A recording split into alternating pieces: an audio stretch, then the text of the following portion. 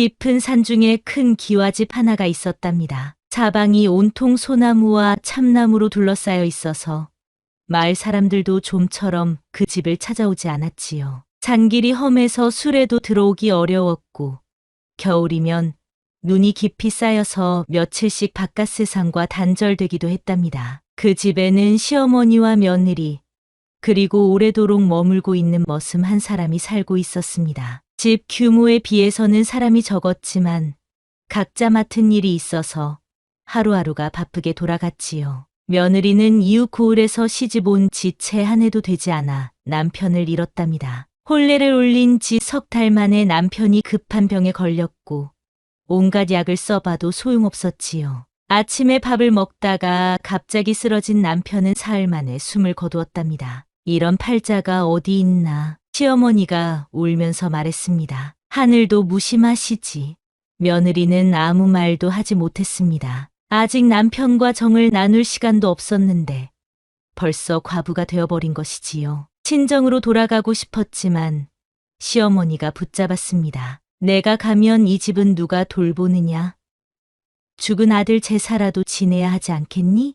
그 뒤로 여인은 마치 그림자처럼 조용히 지내고 있었습니다. 말수가 적고 항상 고개를 숙이고 다녔는데 그 모습이 어찌나 애잔하던지요. 검은 치마 저고리만 입고 다녔고 웃는 모습을 본 사람이 아무도 없었답니다. 머슴은 20년 넘게 이 집에서 일해왔습니다. 본래 이름은 석동이었지만 사람들은 그냥 머슴이라고만 불렀지요. 어려서 부모를 잃고 이 집에 들어왔는데 이제는 40이 넘은 나이가 되었답니다. 키도 크지 않고 말도 별로 하지 않아서 마치 집 한 구석에 늘 있던 기둥짝처럼 사람들 눈에 잘 띄지 않았습니다. 하지만 이 집안의 모든 일을 훤히 알고 있었어요. 언제 곡식을 심어야 하고 언제 지붕을 손봐야 하는지 어느 때 장작을 준비해야 하는지까지 말이지요. 석동아, 올해 보리 농사는 어떠냐? 시어머니가 물었습니다. 작년보다는 나을 것 같습니다. 비가 적당히 와서요. 그나마 다행이구나. 쌀값이 너무 올라서. 이런 식으로 짧은 대화를 나누는 것이 전부였지요. 머슴은 특별히 눈에 띄지 않으면서도 집안 살림의 기둥 같은 존재였답니다. 어느 날 오후 며느리가 우물에서 물을 길어오다가 발을 헛디뎠습니다. 물동이가 바닥에 떨어져 깨지면서 물이 사방으로 튀었지요. 여인은 깨진 조각을 주우려다가 손가락을 베었습니다. 아이고, 작은 비명이 나왔지만 곧 입을 다물었습니다. 그때 마침 머슴이 지나가다가 그 모습을 보았습니다. 여인의 손가락에서 피가 흘러나오고 있었지요. 다치셨습니까? 머슴이 물었습니다. 괜찮습니다.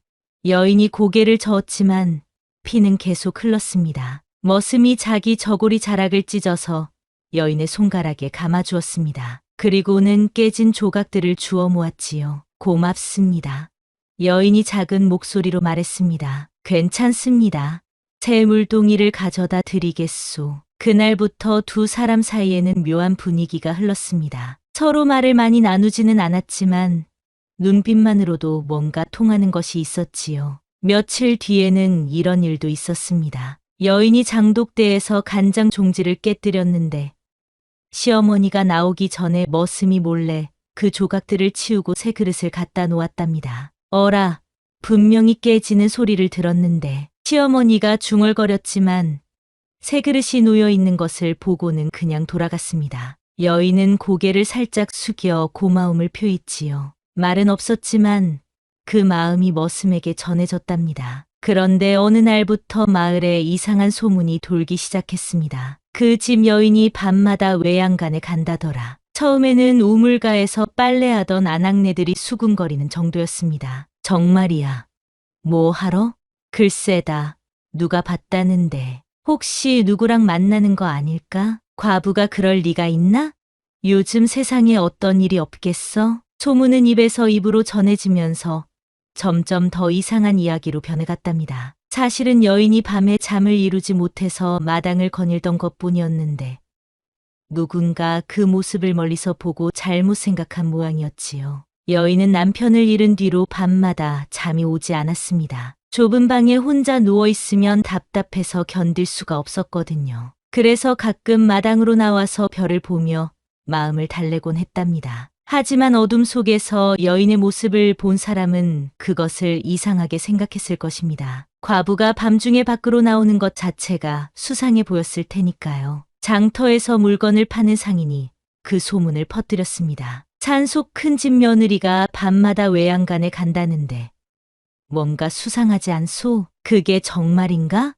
여러 사람이 봤다니까. 혼자 사는 과부가 그럴 이유가 뭐겠소? 소문은 이웃 마을까지 퍼져나갔습니다. 사람들은 자극적인 이야기를 좋아했고 진실은 중요하지 않았지요. 마침내 그 소문이 시어머니의 귀에도 들어갔습니다. 마을 아낙네 하나가 일부러 찾아와서 말했거든요. 댁 며느리 말인데 혹시 밤에 이상한 행동을 하지는 않나요? 무슨 소리요?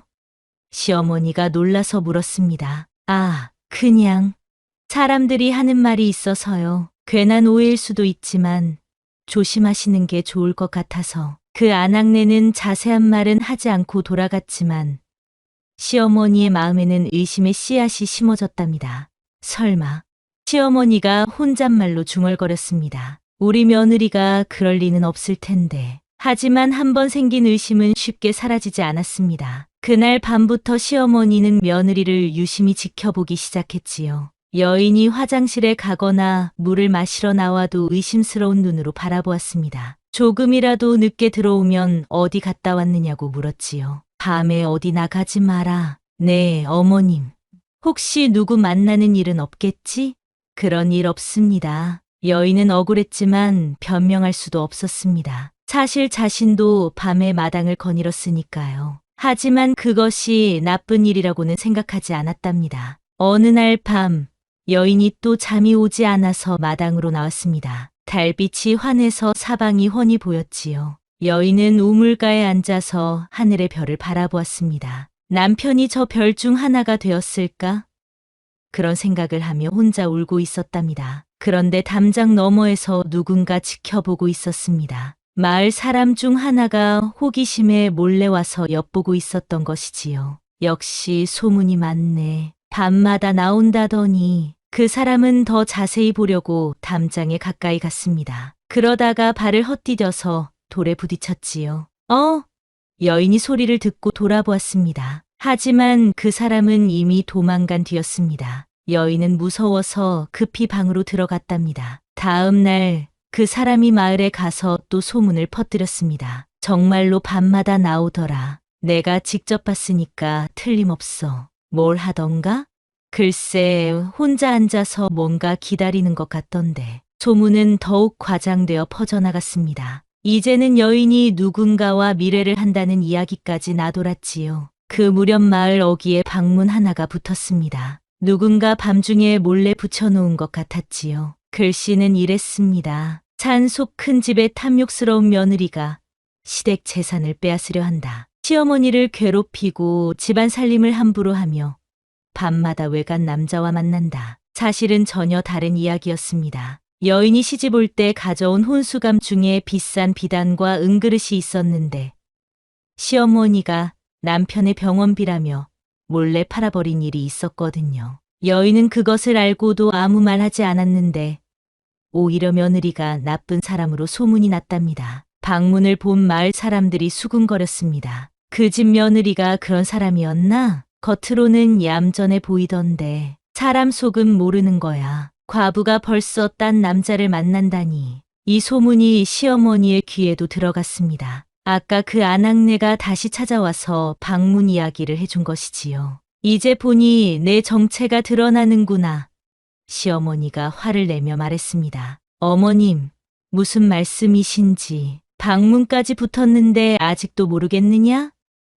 내가 뭘 했는지 다 알려졌다. 여인은 그제야 무슨 일인지 알았지만 변명할 기회조차 주어지지 않았답니다. 저는 그런 일 한 적 없습니다. 그럼 밤마다 밖으로 나가는 건 뭐냐?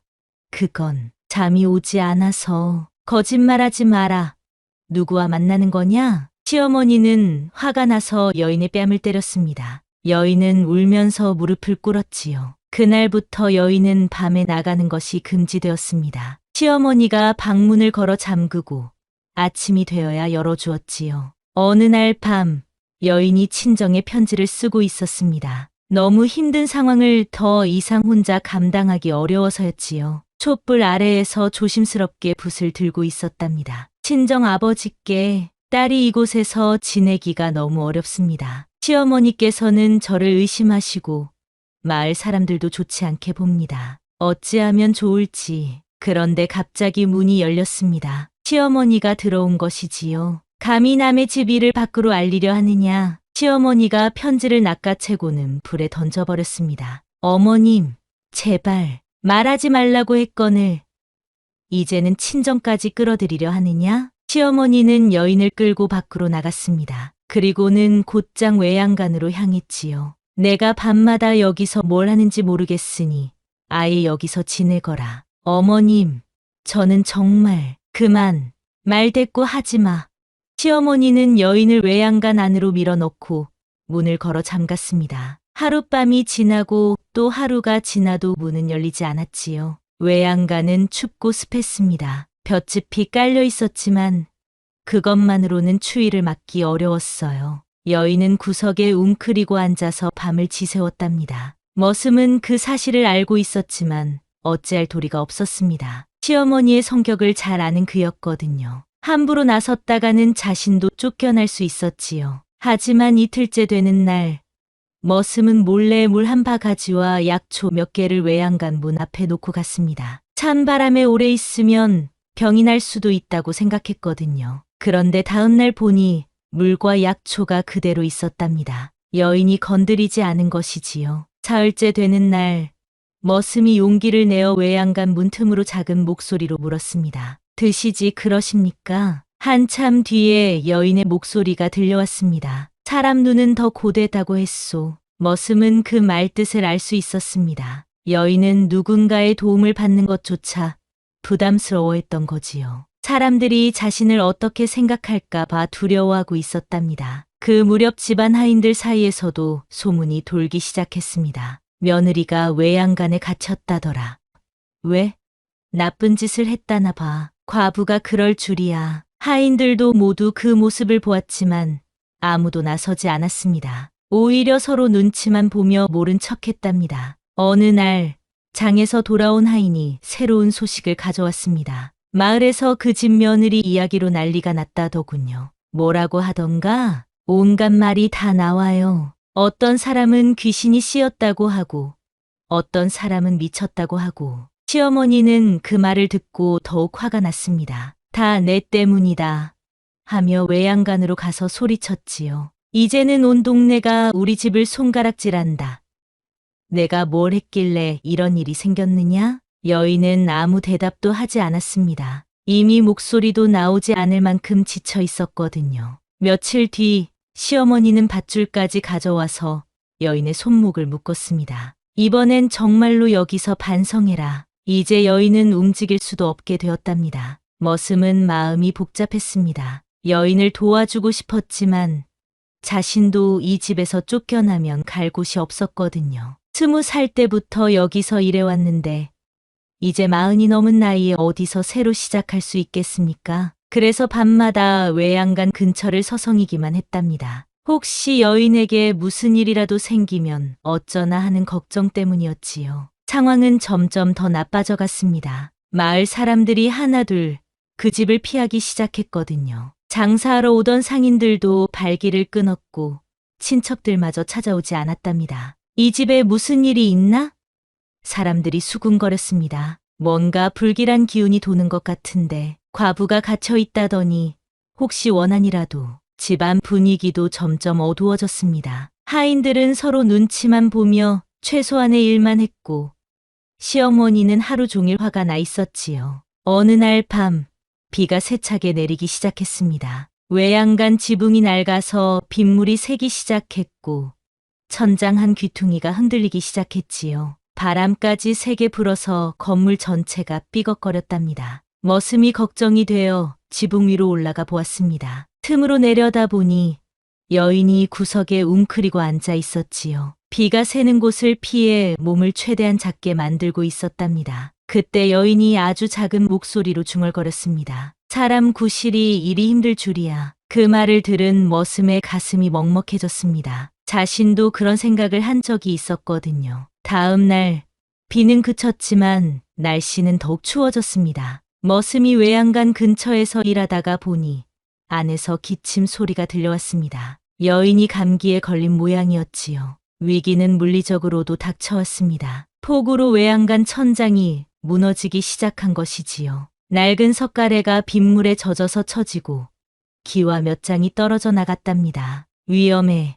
머슴이 소리쳤지만 문이 잠겨 있어서 여인을 꺼낼 수 없었습니다. 그날 밤 천장 한 귀퉁이가 완전히 무너져 내렸습니다. 다행히 여인이 있던 곳은 아니었지만 언제 더 무너질지 모르는 상황이었지요. 저녁이 되자 머슴은 결심을 했습니다. 더 이상 이런 상황을 지켜만 볼 수는 없었어요. 칼 하나와 두꺼운 외투를 가지고 외양간으로 갔답니다. 사방을 둘러보니 아무도 없었습니다. 시어머니는 방에서 잠들었고 하인들도 모두 자리에 있었지요. 머슴은 조심스럽게 문을 열고 들어갔습니다. 누구십니까?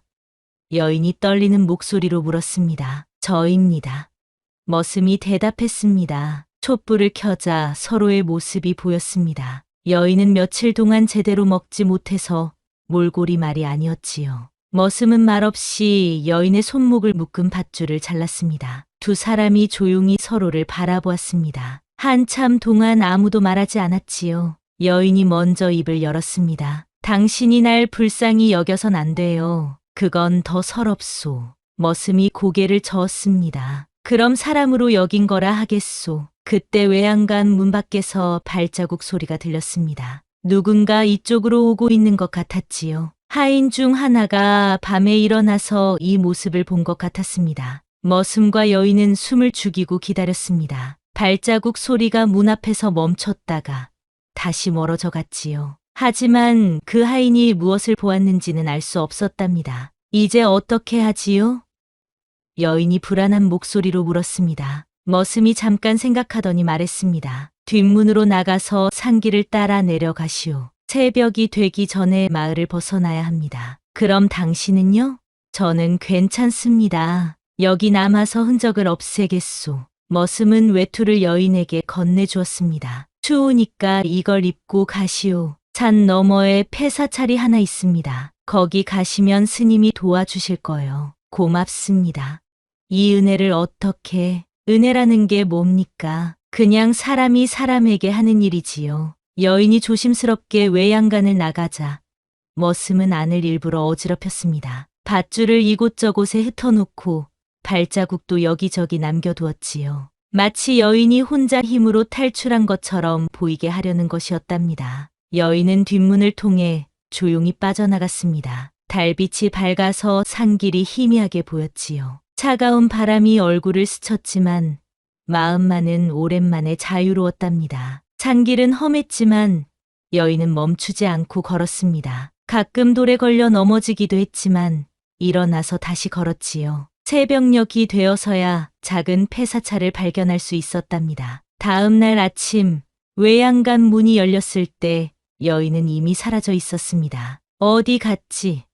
시어머니가 소리쳤습니다. 하인들이 사방을 찾아보았지만 아무런 단서도 찾을 수 없었습니다. 다만 밧줄이 끊어져 있고 바닥에 발자국이 어지럽게 남아있을 뿐이었지요. 혼자 힘으로 나간 것 같습니다. 하인 중 하나가 말했습니다. 시어머니는 어이가 없었습니다. 밧줄을 어떻게 끊었단 말이냐? 아마 날카로운 돌이라도 있었나 봅니다. 어젯밤에 외양간 근처에서 뭔가를 본 하인도 있었지만 그는 입을 다물고 있었습니다. 무엇을 보았는지 확실하지 않았고 괜히 말했다가 복잡해질까봐 두려웠거든요. 머슴은 시어머니에게 추궁을 당했습니다. 너 혹시 뭔가 아는 거 없느냐? 모릅니다. 정말로? 내가 항상 외양간 근처에 있었잖느냐. 일 때문에 지나다닐 뿐입니다. 시어머니는 의심스러워했지만 증거가 없었습니다. 머슴의 표정도 평소와 다를 바 없었거든요. 앞으로 외양간 일만 해라. 다른 데는 가지 말고. 알겠습니다. 결국 머슴은 외양간에서만 일하게 되었답니다. 사실 그것도 나쁘지 않았어요. 여인이 있던 자리를 정리하면서 그녀가 무사히 도망쳤기를 바랄 수 있었거든요. 며칠이 지나자 마을에 또 다른 소문이 돌기 시작했습니다. 그 집 며느리가 사라졌다더라. 정말? 어디로? 아무도 모른다는군. 밤중에 사라져 버렸다나. 혹시 귀신이 된 건 아닐까? 과부 원혼이 나타날지도. 사람들은 온갖 추측을 늘어놓았지만 정확한 사실을 아는 이는 아무도 없었습니다. 시간이 흐르면서 집안 분위기는 점점 어두워졌습니다. 시어머니는 며느리가 사라진 일로 충격을 받아서 건강이 나빠졌고 하인들도 하나둘 다른 곳으로 떠나갔지요. 이 집에 살면 좋은 일이 없을 것 같습니다. 하인들이 수군거렸습니다. 며느리도 도망갔는데 우리가 여기 있을 이유가 뭐야? 마을 사람들도 여전히 그 집을 피했습니다. 장사꾼들도 오지 않았고 친척들도 발길을 끊었답니다. 집은 점점 더 을씨년스러워졌지요. 시어머니는 혼잣말을 자주 했습니다. 이게 다 무슨 일인가. 아들도 잃고 며느리도 잃고. 하지만 아무도 대답해주지 않았지요. 겨울이 되자 집안은 더욱 쓸쓸해졌습니다. 눈이 깊이 쌓여서 바깥 세상과 완전히 단절되었고 하인들도 모두 떠나고 시어머니와 머슴만 남았답니다. 척동아, 이제 우리 둘뿐이구나. 시어머니가 말했습니다. 그렇습니다. 내가 며느리를 너무 심하게 대한 건 아닐까? 머슴은 아무 대답도 하지 않았습니다. 이미 늦은 후회였거든요. 그해 겨울, 시어머니는 크게 알아누웠습니다. 나이도 많고 충격도 컸던 터라 회복이 쉽지 않았지요. 머슴이 혼자서 간병을 해야 했답니다. 척동아, 시어머니가 약한 목소리로 불렀습니다. 네, 며느리가 어디로 갔는지 정말 모르느냐? 모릅니다. 그 아이가 무사하기나 할까? 머슴은 마음속으로 답했습니다. 무사하실 겁니다. 분명히. 몇 달이 지난 어느 날 머슴이 장터에 나갔다가 약초 파는 노파를 만났습니다. 오랜만에 보는 낯익은 얼굴이었지요. 어르신, 안녕하십니까? 아, 산속집 머슴 아니냐? 오랜만이구나. 네, 요즘 어떻게 지내십니까? 노파가 주위를 둘러보더니 작은 목소리로 말했습니다. 지금은 절집에 여인 하나가 와 있더라. 조용하고 착한 사람 같던데 머슴의 가슴이 두근거렸습니다. 어느 절 말씀이십니까? 산 너머 폐사찰 말이야. 거기 스님도 한 분 계시고 그 여인이 절일을 도와주고 있다더라. 그렇습니까? 웬일로 그런 걸 묻느냐? 아, 그냥 궁금해서요. 머슴은 마음이 놓였습니다. 여인이 무사히 새로운 삶을 시작한 것 같았거든요. 며칠 뒤 산 너머를 지나던 나그네가 머슴에게 이런 이야기를 했답니다. 폐사찰 근처에서 신기한 걸 봤네. 된장 담그는 단지가 있는데 그 위에 붓글씨로 자유라는 글자가 써 있더군. 자유요? 그래, 글씨가 어찌나 단정하고 아름다웠던지 절로 마음이 편해지더라고. 머슴은 혼자 웃었습니다. 그 여인의 마음을 알 것 같았거든요. 이제야 진짜 자유를 얻었다는 뜻이겠지요. 봄이 오자 시어머니의 병은 더욱 깊어졌습니다. 이제는 침상에서 일어나지도 못했지요. 척동아, 내가 죽으면 이 집은 어떻게 되나? 걱정 마십시오. 제가 지키겠습니다. 내가 고생이 많았구나. 이 늙은이 때문에. 괜찮습니다. 시어머니는 며칠 뒤 조용히 세상을 떠났습니다. 머슴은 혼자서 장례를 치렀지요. 마을 사람들도 몇 명 와주었지만 예전 같지는 않았답니다. 이제 큰 집에는 머슴 혼자만 남았습니다. 너무 넓은 집에 혼자 있으니 쓸쓸했지만 나름대로 평화로웠지요. 어느 날 오후 머슴은 산에서 묵묵히 나무를 베고 있었습니다. 잠깐 일손을 멈추고 하늘을 올려다보니 하얀 구름이 천천히 흘러가고 있었지요. 그 모습이 어찌나 평화로워 보이던지요. 새들이 지저귀고 바람이 나무잎을 흔들고 세상은 여전히 아름다웠습니다. 머슴은 다시 나무를 베기 시작했답니다. 묵묵히 그리고 성실하게. 가끔 장터에 나가면 폐사찰 소식을 들을 수 있었습니다. 그곳에 머물고 있는 여인이 스님을 도와서 절일을 하고 있고 마을 사람들도 그녀를 좋게 본다는 이야기였지요. 그 여인이 만든 된장이 맛있다더라. 글씨도 잘 쓴다고 하고 조용하고 차분한 사람 같던데 머슴은 그런 이야기를 들을 때마다 마음이 따뜻해졌습니다. 어느 날 절에서 온 스님이 큰 집을 찾아왔습니다. 혹시 이 집에 머슴이 계십니까? 저입니다. 절에 계신 분이 이걸 전해달라고 하시더군요. 스님이 작은 보자기를 건네주었습니다. 안에는 정성스럽게 수놓은 수건이 들어 있었지요. 그분이 뭐라고 하시던가요? 머슴이 물었습니다. 감사하다고 전해달라고 하시더군요. 그리고 건강하게 지내시라고. 스님이 돌아간 뒤 머슴은 그 수건을 소중히 간직했습니다. 여인이 자신을 잊지 않고 있다는 증거였거든요. 세월이 흘러 몇 년이 지났습니다. 머슴은 여전히 산속 큰 집에서 혼자 살고 있었지요. 집은 예전보다 훨씬 조용해졌지만 그는 만족하며 지냈답니다. 가끔 마을 사람들이 찾아와서 물었습니다. 혼자 살기 외롭지 않으세요? 괜찮습니다.